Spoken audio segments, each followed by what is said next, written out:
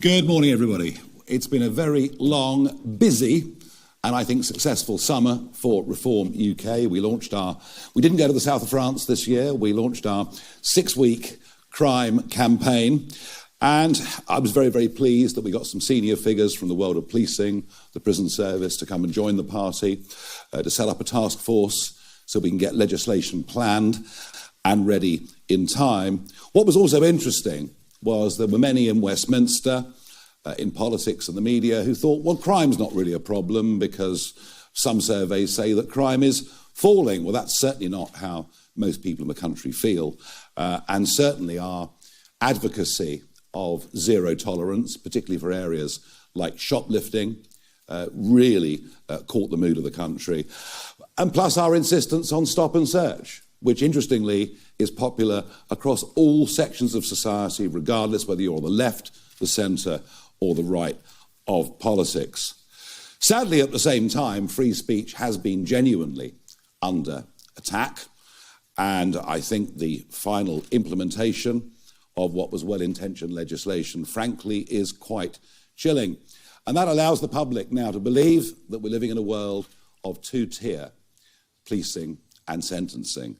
And indeed, if you just look at it, you know, if you're a childminder who says something deeply intolerant and wrong, but only once, ever, it's a long prison sentence. And even if you're a foreign national arriving at Heathrow Airport, well, if you've said something the authorities don't like, you may well be arrested by 5 armed officers. And if you don't think it's two-tier, well, have a think about this. On Friday, there were some very explicit threats posted on TikTok for me to be killed. Pretty sick in the light of what happened to Charlie Kirk, but quite explicit. Been told this morning by the Metropolitan Police that those posts don't meet the threshold for further action. So I think we are, you know, without doubt, living in a two-tier country. It is extraordinary. The rest of the summer was dominated for us by the weekly by-elections that happen every Thursday, and those that study these things will see we're winning more and more seats and doing particularly well against the Labour Party in some parts of the country where they've been strong ever since the end of the First World War. And of course, this all culminated in our conference in Birmingham 2 weeks ago, which was upbeat, optimistic, full of energy, and the party is in good shape. But I did say, there were 2 things I said in particular at the conference. The first was that I thought this government and the British economy were in far deeper trouble than most people realised, and that I did not believe the government would last a full 4 years, thinking myself that a general election by 2027 was entirely possible. It seems to me, given events of the last week, it could happen even more quickly than that. I don't know. But I also admitted that our big weakness, and the question that we struggle to answer, is how can a team of people who've never been in government think about going into government? How can a team of people who, if we get elected, on a genuinely radical agenda for change, how are we going to deal with some of the barriers that we might face? They might come from elements of the civil service. They might come from the House of Lords. They might come from the teaching unions. How is a team of inexperienced people going to be prepared to go into government? Well, some of you may think even talking about winning the next election, about government, is pie in the sky. But frankly, having led the opinion polls for over 100 opinion polls, the only responsible thing that we can do is to prepare. And that's why I announced at conference we'd be setting up a department preparing for government. And that is the responsible thing that we're going to do. And that process starts today when we take on somebody who will head up that department, find talent, find people with experience in the civil service, in government, and help us get ready for what will be a monumental task. Radical change in a country like this is not easy, but it's necessary, because if it's not done, many of us believe this country will be well and truly sunk. So the man that has been given the job, this enormous responsibility, is a Member of Parliament for East Wiltshire. His name is Danny Kruger, and he joins me, I hope he does, on the stage now.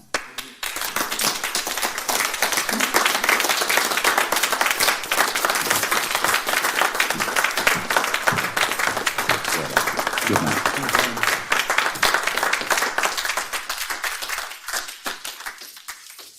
Thank you very much indeed, Nigel. Good to see you all. I have been variously a member, an activist, an employee of the Conservative Party for over 20 years. And I have many friends in the party, many good and decent people, which is why it is so personally painful for me to be doing what I'm doing today. There have been moments when I've been very proud to belong to the Tory party. In 2010, I was inspired by the big society, by schools reform and welfare reform. I was thrilled by Brexit and by what Boris Johnson pulled off in 2019. But those were exceptions to the rule. The rule of our time in office was failure.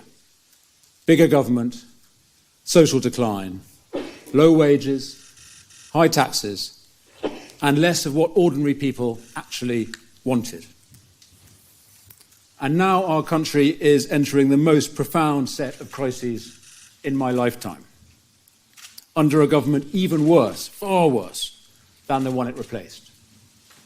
Crisis in the economy, crisis at the border, crisis in our streets, crisis in our military, crisis for young people. Yes, we are still a great country, and there are good reasons that so many migrants want to come here. But there are also reasons so many entrepreneurs and young people want to leave. Britain is not broken, but it is badly damaged. And so in this crisis, something's got to give. I hoped after our defeat last year that the Conservative Party would learn the obvious lesson, that the old ways don't work, that centrism is not enough, that real change is needed. But no. We've had a year of stasis and drift and the sham unity that comes from not doing anything bold or difficult or controversial. And the result is in the polls. And those lost voters aren't coming back. And every day more and more people are joining them in deserting the party that has failed. And so this is my tragic Conclusion. The Conservative Party is over. Over as a national party. Over as the principal opposition to the left. But I am not despondent, because conservatism is not over. It's never been needed more, and actually it's never been more vibrant. Because the failure of the Conservative Party has created space for an alternative. The flame is passing from one torch to another. The old torch, once so great, is guttering, spluttering, held weakly in uncertain hands. But the new torch is already alight, already brighter than the one it is replacing, held aloft in firm and confident hands. And while the torch is different, the flame is the same. The things we Conservatives all believe in: respect for the law, respect for our traditions, personal liberty, national sovereignty, free markets, belief in family, community, country, the trinity of obligations that give us identity and security and purpose. And if we strengthen these things, and the economy which supports them, and the armed forces which defend them, we can weather the storms that are coming, and we can make our country even greater. So I am honoured to have been asked by Nigel to work with him, with Zia Youssef, with Richard Tice and our other colleagues to help reform prepare for government. This is a team with the vision, the energy and the ideas that we need. And so let me say a word about the work that we're going to do. It's going to be difficult because we are planning change on a scale that the system has not seen since the modern civil service was created in the 19th century. And this work is going to be hard, and it will be opposed by the system. And that's why we need to be radical, taking on the vested interests and the incumbents who always defend the status quo. But here's an important thing. Reform UK is a radical force, but not a revolutionary one. Our mission is not just to overthrow the current system. It is to restore the system that we need: limited government, accountable power, a strong society, a state that works in the interests of the people. Radical restoration. That is the reform the country needs. Now, we'll be making a lot of announcements in the months ahead about what we want to do in government and how we'll get there, because this is going to be an open process. The whole point is that no group of politicians has all the answers. And so what I want to say to people watching is this. If you are serious about saving our country, about changing our economy and our society and our government itself, if you have expertise or experience or ideas, and that's everyone, we want your help. If you work in Whitehall or the public sector or the military and you want to give us confidential advice, get in touch. I say this to everyone. If you've had enough of waiting for politicians to fix our problems, if you don't trust Westminster, well, join the club. Literally, join us. Join Reform UK and see what you can do for your country. So let me finish with this. We on the right of politics face a choice: to embrace the change that is happening or to go down to a deserved demise. To follow the flame of conservatism as it passes to a new torch, or to stand still and get darker and colder and more pointless. To be conservative is not to worship the ashes of defunct institutions. It is to preserve the fire that gives our country its life. The new custodian of that fire, the best hope we have, maybe our last hope, and I fervently hope the next Prime Minister, is Nigel Farage. I am proud to follow him, and I hope others will do the same, because Britain needs reform. Thank you.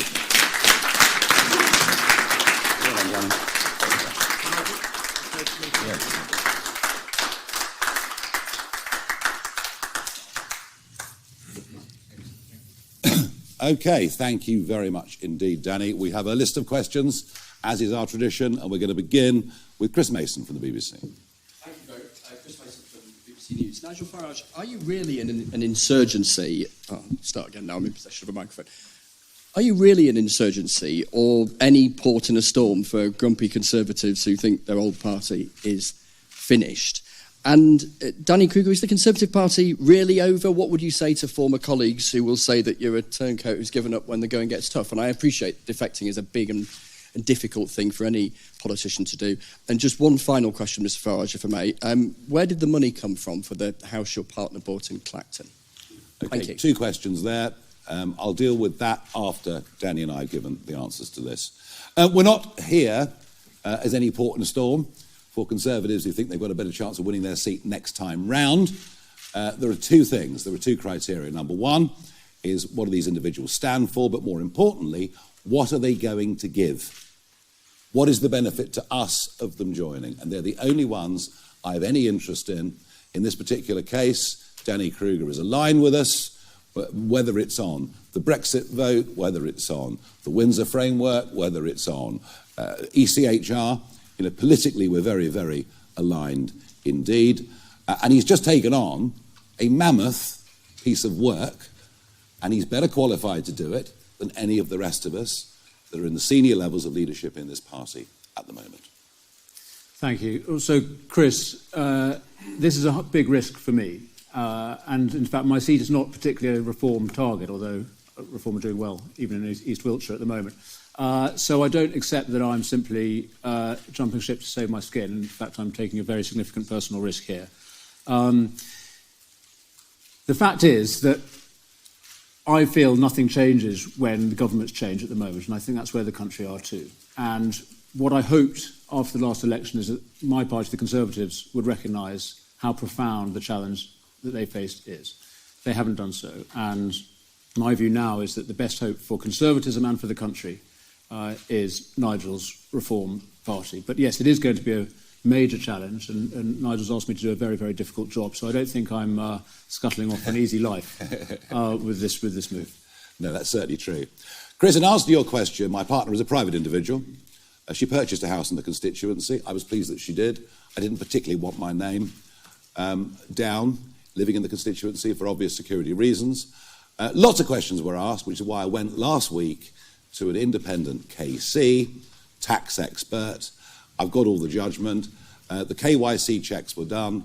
The money was legal. The purchase was legitimate.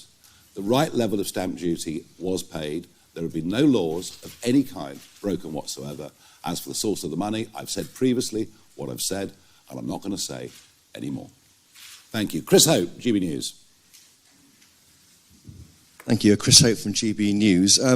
Danny Kruger, you're the new Reform UK MP. What has Nigel Farage got that Kevin Badenoch hasn't got as a leader, apart from a big poll lead? Don't answer that. Why would he be a better PM than Mrs Badenoch? And who approached Nigel Farage? Did you approach him or he approached you? Danny Kruger approached me initially. Well, you meet in the House of Commons. You meet in the voting lobbies, things like that. So to say, where did the direct approach come from? I'm not even sure, to be frank with you. But this is a conversation that has happened between Danny and I, and it's been going on over the course of the summer. Yeah. Probably started when Lee Anderson defected however many years ago, actually. That's when the conversation began, but I never thought it was... I didn't think it was the right thing to do until now. And, Chris, I think I don't want to make a comparison between Nigel and Kemi. I have great personal regard for her, actually. I think she's done a very, very difficult job with courage and resilience, and I like her personally. I think the problem is the Conservative Party. So any leader that the Conservatives have, I think, would struggle with 2 essential problems. One is a divided parliamentary party and indeed party in the country. And secondly, a toxic brand. And it's not just a brand problem, it's a real problem.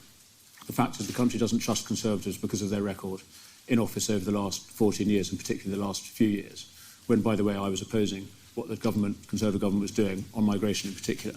So I think that, unfortunately, whatever leader we have, the Conservative Party is finished as the principal opposition to the left. But the good news is we do have a great alternative in Reform Party, my new colleagues, and in its leader, who I think does have the character and the track record of persistent commitment to the cause and to the interests of the British people that they will be looking for. So I'm very, very pleased to be jumping onto the Nigel Farage machine, but I wish my former colleagues very, very well. I have nothing but personal regard for all of them.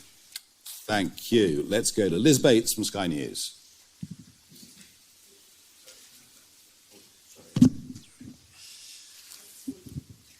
Thanks. I was going to say, it sounds like you think the Conservative Party is dead and finished for good, and is that true? But I think we know that already. In terms of your other colleagues, you still have high regard for a lot of them. Do you expect any more of them to come over? Are there more conversations going on?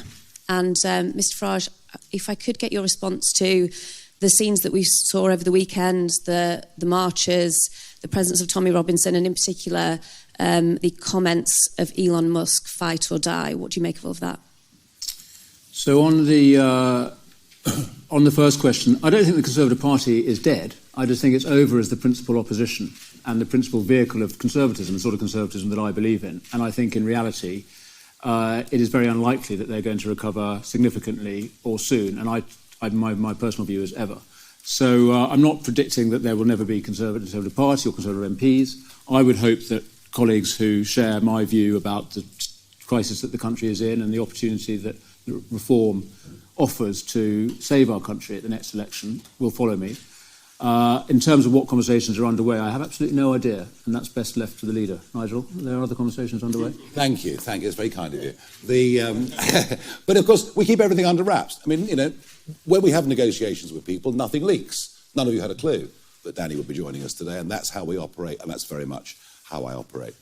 A quick thought on the Conservative Party. Whether it is the parrot in the Monty Python sketch, I don't know. What I do know is this Conservative Party has zero chance of winning the next general election. Literally zero chance, but Reform genuinely does, and we've led, as I said earlier, for over 100 opinion polls.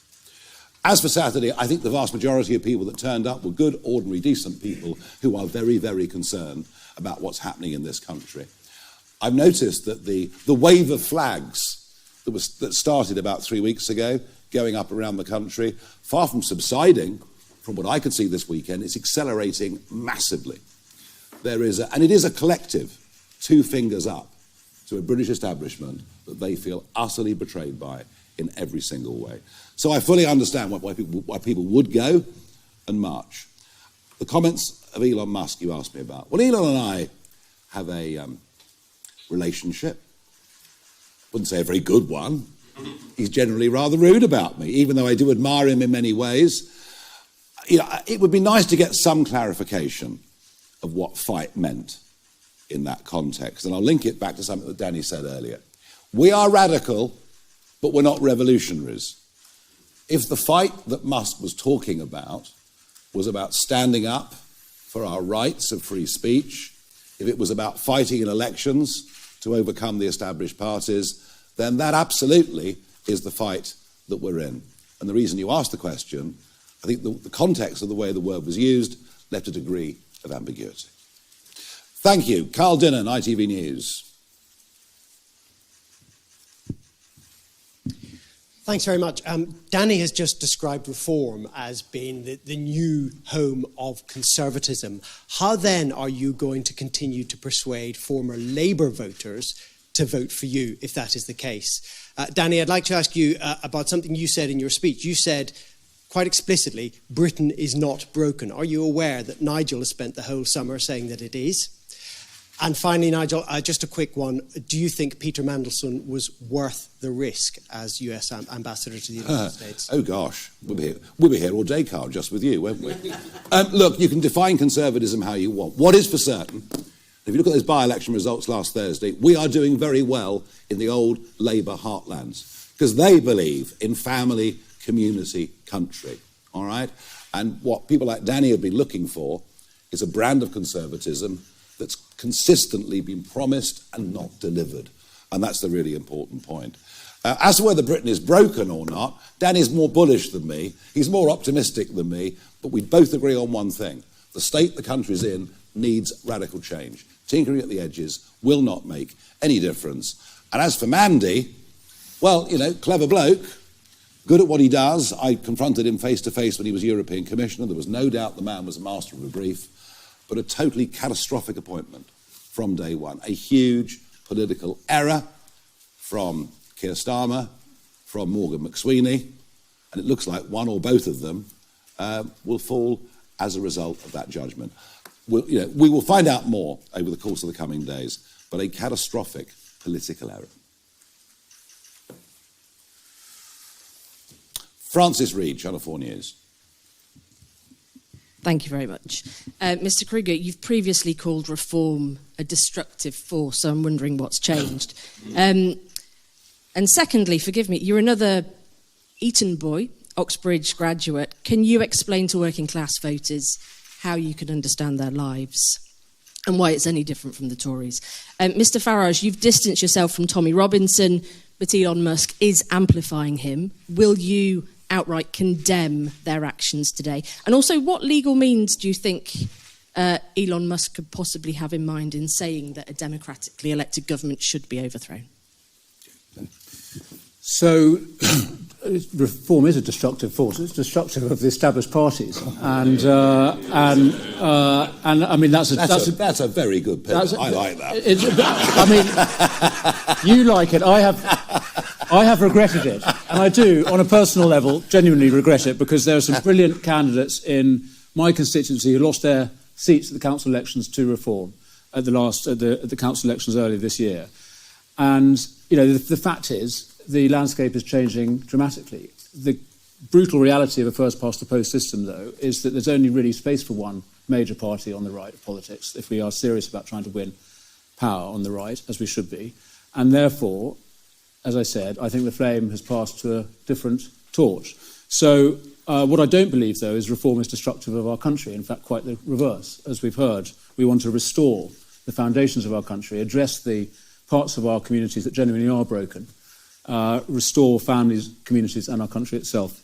So it's a creative as well as a destructive force, and I'm very proud to be working with it. On your cheap shot about my education, fair enough. None of us can claim to have personal experience of every experience that people in the country have. I recognise that. Nevertheless, I would say, partly as a constituency MP, but actually more in the work that I've done outside politics. For 10 years I ran a charity which I still chair, working in prisons and with ex-prisoners. We work with many families at risk.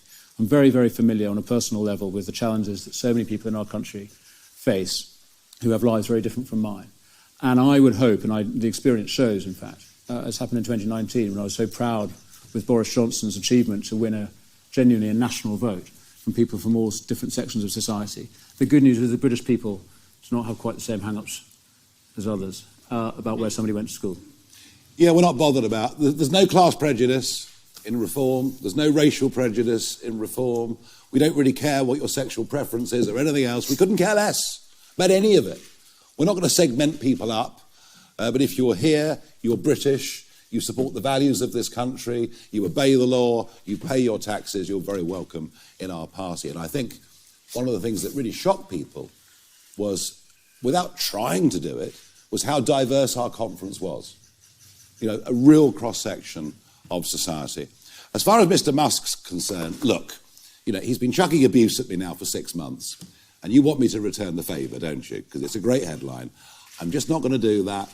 I'm not going to abuse Musk or Tommy Robinson or anything. We're going to get on with building what we're trying to build. Thank you very much indeed. Noah Hoffman from The Sun. That's a lot of questions. Thank you. This is one to you both. Danny was political secretary to Boris Johnson, someone you, Nigel, blame for waves of mass migration. I was just wondering how you both square that circle, please. Well, I think when the mass migration occurred, Boris was Prime Minister. Danny knows him incredibly well. But I think one of the reasons Danny is here, he's been disappointed by what's been promised at elections and not delivered. I don't hold Danny personally responsible for that mass wave of migration, and quite the opposite. Just look at his voting record. Thank you. So I was political secretary to Boris in 2019, in those months before the 2019 election, which was when I became an MP. So I was there through the Brexit battles when we were in a minority government and had to try and get Brexit through very, very difficult circumstances. And I remain enormously proud of Boris Johnson for his achievement then. I think he was absolutely the man for the moment. And with help from Nigel and others, he won a great victory at that election, and all credit to him. I was very disappointed with what followed. Firstly, with the failure to properly grip the system of Whitehall itself, which Brexit was only a prelude to. We needed to restore the government to the people. That was what people voted for in 2019, and I think we failed to do that, particularly during COVID. And then secondly, most obviously, with the wave of immigration that the government oversaw. And while as a Conservative MP, in a sense, I bear some responsibility for that, in practice I was arguing strongly against the degree of both legal and illegal migration that the government was presiding over. And I'm on record for having opposed measures that the government was introducing, particularly around the small boats crossings. And I rebelled on the Rwanda deal because I didn't feel it extricated the British government from the snare of the human rights framework that would have prevented Rwanda from working as well as it could have done. It didn't work at all, of course, because Labour scrapped it. But so I think I was on the right side of those arguments in the last Parliament. OK, Martin Beckford, Daily Mail. Thank you. Good morning. Could I ask, Danny, one of the things you've been best known for over the past year is opposing the assisted suicide bill. Will your preparations for reform government include repealing that law, is law by then? And Nigel, would you support him in that? Thank you. So my quick answer to that is we'll wait and see. The manifesto is still to be written. Zia Youssef is leading on policy development. It's a free vote in the House of Commons, questions around assisted dying. And I think that's probably the right framework for it. Nevertheless, and I defer to Nigel here, I think it is appropriate for the parties to take the way laws are framed seriously. And I have very significant concerns with the way the assisted dying law has been framed, actually with the support of the Labour government. So it might well be appropriate that the party takes a position, but the reality is our MPs are split on this question like the country is. So I don't think that it's likely that we're going to be imposing a position on principle on assisted dying on our colleagues. Not unless it's become legislation and we can see it's going horrendously wrong. But you know, we haven't even got through the House of Lords stage with this yet, and there are many who support the principle who now have grave reservations. Unlikely to be a major party political issue, I would have thought, at the next general election, but an issue of conscience, certainly. Jonathan Walker, Daily Express. Hello. Danny, what sort of problems do you expect Reform to face if they do form a government? Do you think the civil service are ready for a Reform government? Will they work with Nigel and his team? And Nigel, can I just ask you, these TikTok messages, are they just an annoyance or are they a genuine concern to you? So on the civil service, thank you. I think we're going to encounter serious opposition. And part of the purpose of today and the work that we're going to be doing quite publicly in the months and years to come is to be signalling very clearly to the system what is coming. And we want to do that in a civil, constructive way. We don't want to pick fights where we don't need to, but it is essential that the Whitehall machine understands that if we win, there will be change. And what that will look like, we'll be talking about more in the period ahead. But I think there will be opposition, but I am determined that we do this in a way that is constructive. And there will be many civil servants who will actually, I hope, I'm confident, and my experience of the civil service is this, there are many people, often quite quiet people, often not at the very most senior ranks, who recognise how broken the system is and who will want to help us. So I think it's very, very important that we signal to those people, we're not out to get everybody, and we want to work constructively with those parts of the machine that recognise that a system designed in the 19th century is no longer remotely fit for purpose. We need a much leaner, much more efficient, much more open central apparatus that is properly accountable to elected politicians. And so when people vote for a change in government, they actually get a change in government, not just a change of ministers. Quite. Look, I knew Charlie Kirk for virtually 10 years, knew him pretty well, campaigned around America with him, spoke at Turning Point conferences. You know, I knew the guy very, very well, and obviously deeply upset by what happened. Some of the reaction to it was vile. Vile. But if you believe in free speech, you have to allow people to say distasteful things. But equally, if you believe in free speech, you believe there are limits to free speech. An incitement to kill, I would have thought, I know, is way beyond what even a free speech champion such as myself thinks is acceptable. And yes, these were aimed at me personally. I mean, look, it's not a very pleasant experience, let's put it like that. And so I did challenge the police to do something, but they've decided this does not meet the threshold. Gosh, imagine if I'd made some joke about the trans community. I'd probably be in real trouble. And that is at the heart of two-tier Britain, two-tier policing, two-tier justice, and two-tier care. And it's one of the reasons the flags are going up all over this country. The public have sussed it. The government is not on the side of ordinary, decent, working people. Thank you. We move on to Tony Diver from The Telegraph. Thank you. Danny, can I ask you, until this morning you were a Tory frontbencher, you're in charge of representing your party in Parliament. When did you tell Kemi Badenoch that you intended to defect, or did you leave her to find out on television this morning? And can I also ask, you previously said that Robert Jenrick was the man who could win voters back from reform. Do you no longer think that he can? And if you don't mind briefly, just to Nigel, Danny's twice here asked civil servants and military officials to give advice to reform. Are you asking people to break their oaths of confidentiality to the government and leak you information about what's going on inside government and the military? Or perhaps you already have people doing that? So on the first question, I informed the Chief Whip this morning before coming out here today, and in the proper way. But no, I didn't want to put any of my colleagues in a difficult position of asking them to keep any sort of secret for me before we did this. And so that's that. On the what was the second part of your question? Robert Jenrick. Well, I have a great personal respect and regard for Rob, and obviously supported his leadership campaign last year. I wish that he had won, because I think he would have done things differently. I think he would have taken the fight to Labour immediately rather than Kemi's strategy, which is a respectable one, by the way. It's understandable why she chose to do it, which was to, as it were, disappear from public view for a year or two while the Conservative Party sorted out what it thought. But that hasn't worked. And so I think Rob's strategy would have been to be much more energetic and deliberate, and making some clear policy positions at the outset about the ECHR, which I think is, in a sense, the totemic one that shows seriousness about the changes we need. There would have been a major battle in the Conservative Party to do that, and it might have been that he wouldn't have been able to do so. This is my problem about the divided party. So in answer to your question, do I think that Rob could succeed?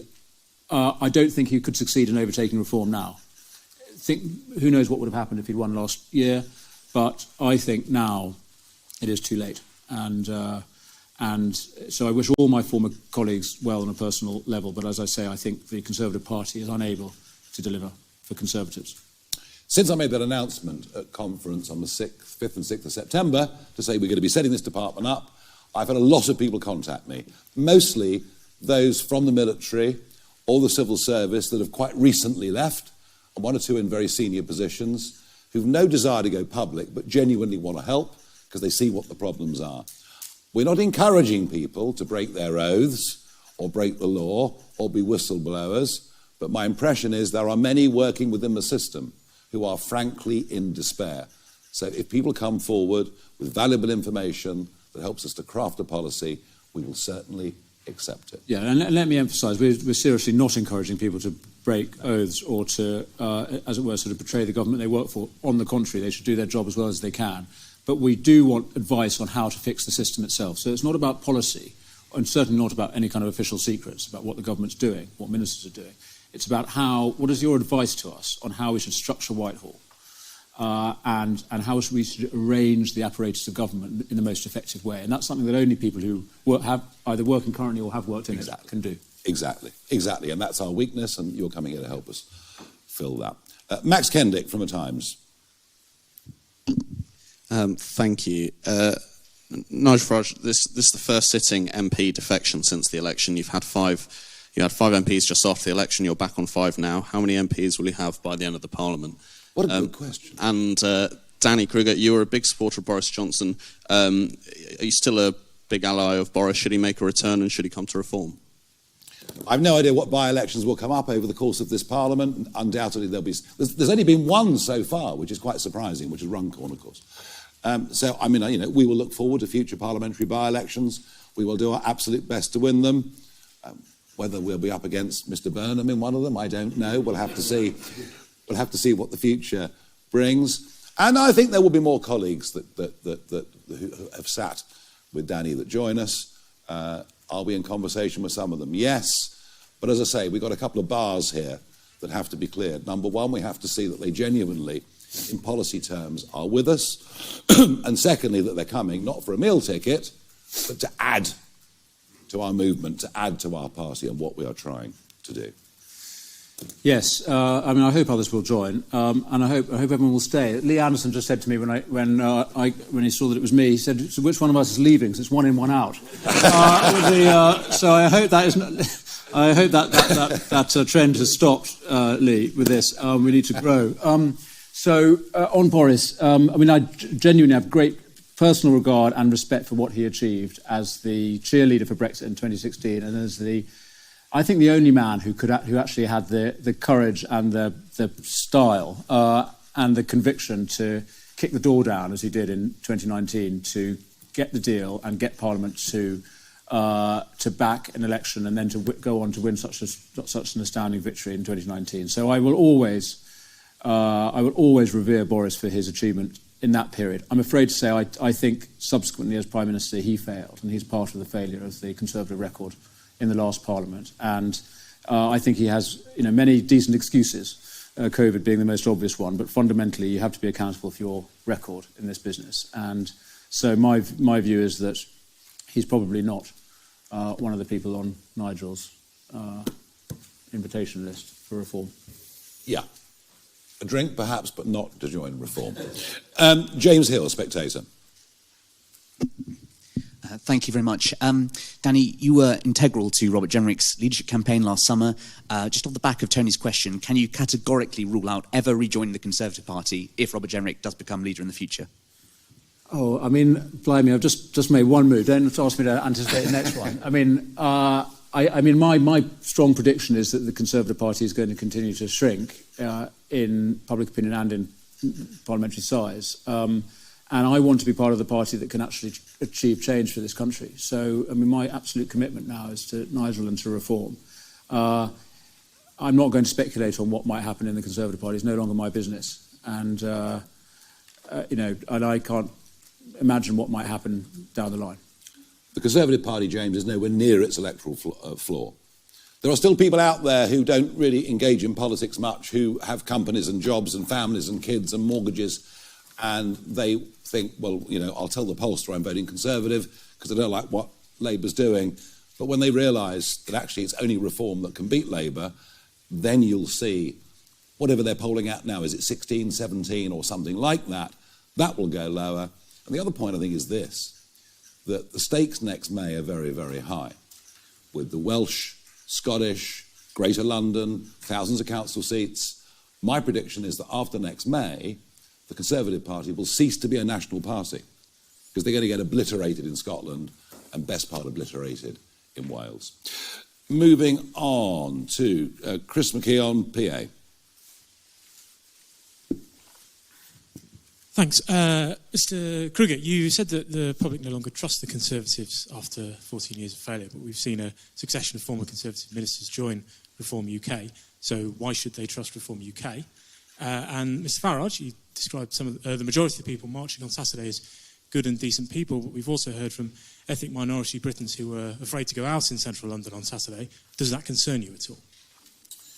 On the question of trust in reform, I think it's a very legitimate challenge to Nigel and his colleagues about why people should trust them, and their job is to demonstrate that they can be trusted. On a personal level, they've never been in government before, so they haven't got a track record to defend. Nigel himself has a tremendous track record of consistent commitment to the causes that he has stood for. He doesn't get shaken. And I think people can trust him as a person because they know who he is and they know what he stands for. And despite everything that gets thrown at him, and sometimes he hasn't been doing so well in the polls, he still remains the same. And I think that is what the public fundamentally look to. And what myself and former colleagues have done in joining him is they're coming to join the Reform Party. And what we are doing today is announcing a process of getting serious as a government in waiting. We're not being arrogant, certainly not hubristic about the expectation of winning. We're ahead in the polls. Doesn't mean that's going to stay that way. We're not predicting victory, but we are anticipating victory, and we are doing the responsible thing, as Nigel said earlier, of ensuring that if we are fortunate enough to win the support of the public, we will be ready with a plan. And I think that is going to be the crucial thing that convinces the public that when they change ministers, they're actually going to get a change of government. So it won't be a series of sound bites in a manifesto. It'll be a properly worked out plan with a serious legislative programme and a programme of change in the system itself. And I hope that that will convince serious-minded voters, including just in the mainstream, in the centre of politics, who want to get shot of this failing Labour government, that you can rely on reform. I didn't come out of semi-retirement last year for fun. I didn't come out of semi-retirement for a career. I came out of it because I genuinely believe that unless we get radical change, that we are headed for a very, very bleak future.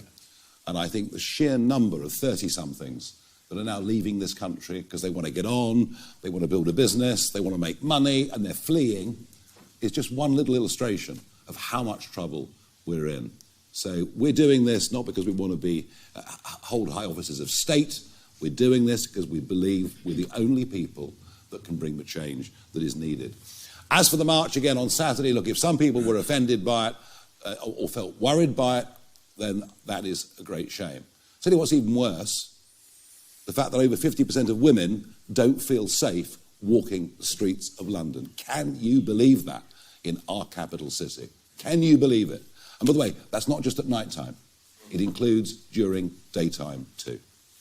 Righty-ho, Eleanor Wheatley from Guido Fawkes. We're rattling through here. Nigel, what is your view on the Royal College of Defence Studies banning Israeli military personnel? The Royal College of Defence Studies banning Israeli military personnel? Well, I don't think we should be doing that. And I think, we've always been a great ally of Israel. It doesn't mean we support every single thing they do, far from it. But I just see... It seems to me that criticism of Israel, criticism of the Israeli army, criticism of I suppose, Zionism, and quite where that merges with outright anti-Semitism is perhaps a bigger intellectual debate than we can have right here, right now. But it does seem to me that all the pressure is heading in that direction. There's almost a competition between the Greens, the Liberal Democrats, Labour, whatever Jeremy's going to call his outfit, almost a competition who can be the most beastly. And it's interesting, going back to the previous question the PA asked, there's an awful lot of Jewish people scared to go out on the streets, given the situation we're in. So, look, we should be critical friends of Israel. You might say deeply critical of some of the things they've done, but they're in a very, very tight spot. OK, Jay Merrick, the iPaper. Thank you. First of all, to Danny, this is quite a journey for you, isn't it? You wrote David Cameron's Hug a Hoodie speech in 2006. Do you still take that approach to crime, that basically criminals need a bit more love?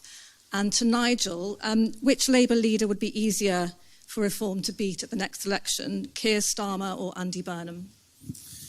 So I'm very proud of the Hug a Hoodie speech, and that's because it's a very conservative speech. And if you go back and have a look at it, it says something very clear, which is that while people are growing up, they need the support of a loving family and a loving community around them. And that includes, it was during a kind of scare around young people wearing hoods going into shopping centres and so on. And often it is plainly the case that these are good kids underneath. But what we also said in that speech, what David Cameron was very insistent that we said, and of course I support him, is that when people cross the line into criminality or antisocial behaviour, they need to feel the full force of the law. And as we discipline our children, clearly we need to discipline young people in general. So I think it was a conservative speech. It got unfairly caricatured by Andy Coulson, who was the political editor at the time. Anyway, what I learned from that is you can only get one idea in a headline. So you can't say two different things, even if they're complementary and compatible. So there we are. Over to you. Yeah, good point. Who we fear most at the next general election, Keir or Andy B? It's a very hypothetical question, and you know that. Keir Starmer will not be leader of the Labour Party at the next election. In fact, he might not even last the next year. Look, if it's Andy Burnham, you might say he's very personable, but he also would drag Labour way to the left. And that's not the direction the centre of gravity in this country is going. It's going in a different direction. And it's almost as if Westminster now is more... This current Parliament is so far detached from where the country is going that it's almost not true. So I'm not bothered, is really the answer to that. Noah Keat from Politico. Thank you very much. You spoke about coming in to take over, to head up reforms, preparing for government department, and I wondered how much your focus specifically will be on foreign policy and Britain's place with the rest of the world. And on that, I wondered what you thought about Donald Trump finally calling Russia the aggressor in the war against Ukraine, and whether that makes any kind of peace deal more or less likely. Thank you.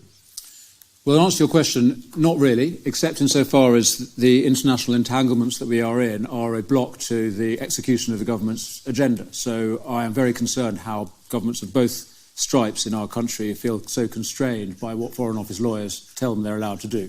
So I think we need to free ministers to pursue foreign policy as an independent sovereign country should. And in terms of what President Trump has said about Russia, I mean, I feel that it's a recognition of the reality that he's made there. I think he is attempting, as he should, as the leader of the West, to broker a peace in Ukraine, and he is right to recognise that the fundamental aggressor in that conflict is Putin, but we're only going to get peace if Putin agrees to it. So I think he's treading a very difficult line, but I'm glad to see that he's recognised what is obviously the case, which is that Russia is responsible for this war. Well, Trump, of course, is not a neocon, not a president that wants to launch endless wars that Britain tends to get dragged into. And he wants to promote peace, which is good. I think he genuinely believed that he could get Putin to the table to have a rational conversation. I think it's become increasingly clear that that is just not the case. Hence the very, very high tariffs on India, etc. So, no, I think, pretty much, as Danny says, Trump's just facing reality. He was the aggressor to begin with. He continues to be the aggressor. It's perfectly clear. He just doesn't want peace. Right, 3 more. Anna Gross, Financial Times. Danny, for you first. Are you going to trigger a by-election in your seat? Is it not fair to offer your constituents the choice of whether they want a Reform MP representing them in Parliament? Nigel, you've got a reputation as a candid, straight-talking politician. You told The Mirror that your partner, Laura Ferrari, bought the house in Clacton with her own family money. Are you willing to repeat that today, or do you want to correct the record and say you gave her a gift or a loan to pay for that house? So on the by-election, let Nigel answer the question, because it's in a sense a party policy one about whether by-elections will be triggered if MPs join Reform. But on a personal level, let me emphasise I intend to continue to do my job as an MP in exactly the way that I've done since I was elected last year. I'm going to oppose this terrible Labour government. I'm going to speak up for Conservative principles, and I'm going to represent my constituents as a good local MP should. So the job hasn't changed, I haven't changed, and I will continue to do it in exactly the same way. Nigel. I don't think Danny's going to change any politics whatsoever. He'll vote the same way, he'll think the same way. He just happens to see that we are the vehicle through which he can achieve the things that he wants to see for the country, not the current failing Conservative Party. I think, to be honest with you, if he joined from the Labour Party, if he'd been elected on a Labour manifesto and come, then I think perhaps in that situation the voters in the constituency would say, well, hang on, surely we've got the right to have a say on this. Generally, the public don't like by-elections. Generally, the public don't like being asked to vote if they think it's unnecessary. And just as we've had defections in Wales, we've had defections in Scotland, and here, no, there's no need for by-elections. Other parties don't do them either. Be slightly careful what you say. There's no loan being made of any kind, because that really would raise very serious questions. I've answered the question earlier on to Chris Mason. I spent the money to get an independent King's Counsel tax advisor last week to say everything that has been done is legal, but I'm not going to say any more. And I would advise people not to say in print or anywhere else that I have done something to break the law when it comes to stamp duty. I would advise that quite strongly. Penultimate question, Archie Mitchell, Independent. Hello. Mr. Kruger, in the past you've said that marriages between men and women are the only possible basis for a safe and successful society. Is that something you stand by, Nigel? Is that something that you welcome in Reform? I think one thing for certain is children who have 2 stable parents have a better chance in life, and the most stable relation, well, maybe not my example, but the most stable relationships, the ones that last the longest, tend to be between men and women. I'm not absolutist about this in any way at all. I do just happen to think there's an awful lot of kids in the country not getting the kind of start at home or at school that they deserve. Last question, Aletha Adu from The Guardian. Mr. Kruger, last month I asked Mr. Farage about the costs of his mass deportation plans, because what he was floating as something that could amount to around £10 billion, near identical plans had also been floated as costing us about £47.5 billion. Do you take back your remarks that reform will spend money like drunken sailors? And now that you're in this position, do you think that you'll be able to stop reform and your colleagues from making jokes and simply saying, you know, we can get these plans done because Zaya Youssef is good at maths? And Mr. Farage, what is your direct message to police officers, 26 of those who were left injured at this weekend's rallies? You are levelling some heavy accusations at them, those who are trying to do their jobs, that they are conducting two-tier policing, but how is this helpful to them? Yeah, I mean, 26 police officers being injured is horrendous. And people will say it's not as bad as Notting Hill, it's not as bad as other demonstrations, but it is horrible, it is bad. I feared something like that would happen. There is no defence of the use of violence that some people used on Saturday, but I do repeat, not defending any of it, but I do repeat, the vast majority of those who caught the train to London for the day were good, ordinary, decent people. Just on the point about reform spending plans, firstly, I do have great confidence in Zia Youssef's ability to put together a comprehensive and workable plan, and part of what we intend to do over the coming months is to involve the public and experts as much as possible in the development both of policy and of implementation. So I have absolute confidence that we currently have and will have fully costed, highly workable plans. On the point about spending, my objection to Reform's position a few months ago was on their welfare policy, when, as Shadow Welfare Minister for the Conservatives, I was encouraging restrictions in DWP spending.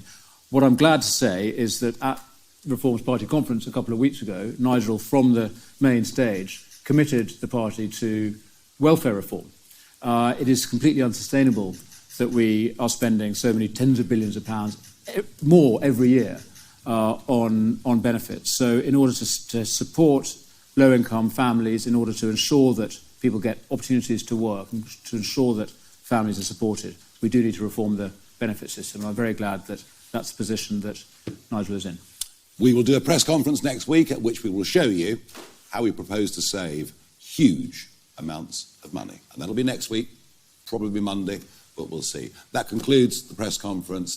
Thank you very much, everybody. Danny, welcome on board. Well done.